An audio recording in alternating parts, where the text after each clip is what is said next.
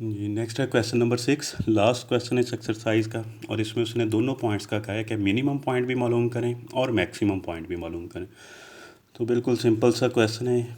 3x plus y 5y is equal to 15 और x plus 6y is equal to है ये 9 के बराबर। एसोसिएटेड इक्वेशन लिख ली हैं। अब हम putting y is equal to 0, तो 3x की वैल्यू हमारे पास 5 आ जाएगी, और putting x is equal to 0 तो y की वैल्यू जो है वो 3 आ गई। पेयर बन गया 5 और 3। इसी तरह इधर putting y is equal to 0 तो x की वैल्यू 9 है, और putting x is equal to 0 तो y की वैल्यू आ जाएगी 6y is equal to 9। 9 over 6, 3 3 9 3 2 6 3 over 2 यानी 1.5 आ जाएगी। तो ये पेयर आ गया 9 और 1.5 का। हाँ जी, 9 मैक्सिमम वैल्यू आ रही है। 9 पॉइंट्स लगा लें, 3 4 5 6 7 8 और 9, और इधर आ जाएगा 1 2 3 4 5 6 तक लगा लें। हाँ जी, पहला था 5 और 3, x की वैल्यू 5 और y की वैल्यू है 3, तो इन दोनों पॉइंट्स को आपस में मिला देना है। दूसरा है कि 9 और 1.5, x की वैल्यू जो है वो 9 है, और ये 1.5 यानी यहाँ पर तकरीबन बन जाएगा इसका ग्राफ।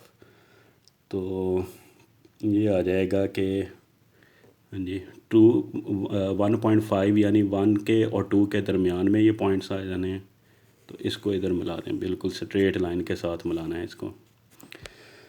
अब यहाँ पर कंडीशन चेक करते हैं। 0 0 पुट करेंगे तो 0 ग्रेटर दैन 15 आ रहा है, तो इसका मतलब है ये फॉल्स है। फॉल्स आएगा तो हम ओरिजिन से दूर जाएंगे। इधर 0 0 पुट करेंगे तो 0 ग्रेटर दैन 9, ये भी फॉल्स है। तो इसका मतलब है दोनों ग्राफ जो हैं ये ओरिजिन से दूर बनेंगे। दोनों का जो शेडिंग एरिया है वो ओरिजिन से दूर जाएगा, तो ये इसका कॉमन हिस्सा आ जाएगा। ठीक है, ये इसका कॉमन हिस्सा है। अब जब हम इसके कॉर्नर पॉइंट्स निकालते हैं, कॉर्नर पॉइंट्स निकाल के फिर इनको हमने चेक भी करना है।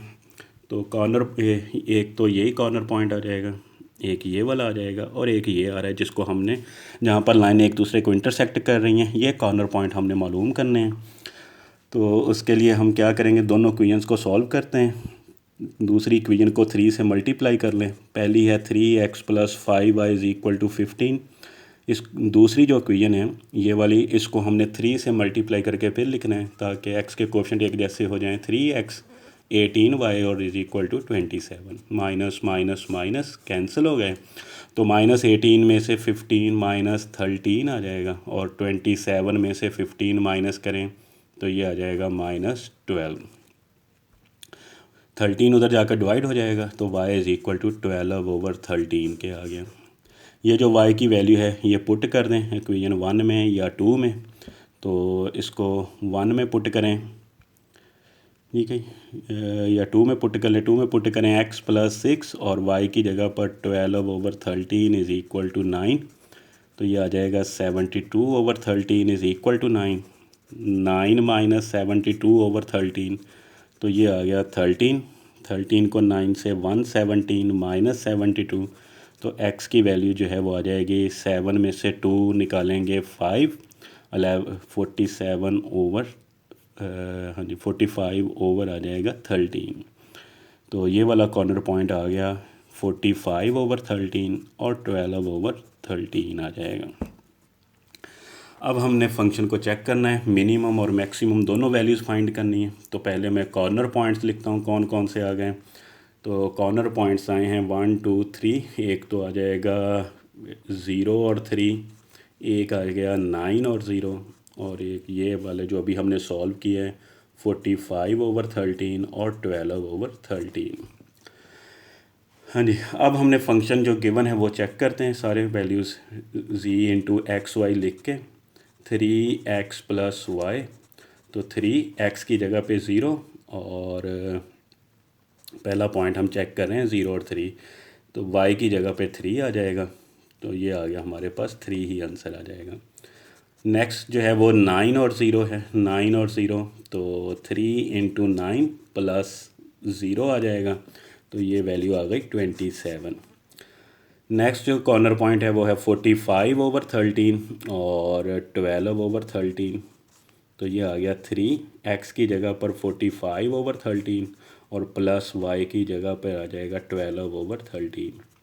तो ये हो जाएगा 3 5 15, 3 4 12, 135/13 और 12/13।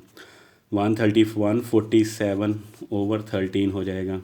तो 13 में 147 को डिवाइड करेंगे, 13 1 आ गया, तो फिर आ गया 17, तो फिर 31 आ जाएगा और फिर ये आ जाएगा 13 2 यानी 11.2 आ जाएगा।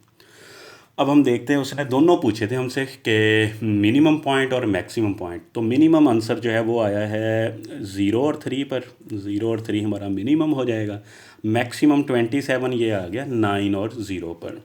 तो अब हम लिखेंगे कि इसके जो मैक्सिमम पॉइंट है, मैक्सिमम पॉइंट इस फंक्शन का वो कौन सा कॉर्नर पॉइंट है, वो 9 और 0। और इसका जो मिनिमम है, मिनिमम कॉर्नर पॉइंट वो कौन सा आ गया, वो आ गया 0 और 3। तो ये इसका आंसर आ जाएगा।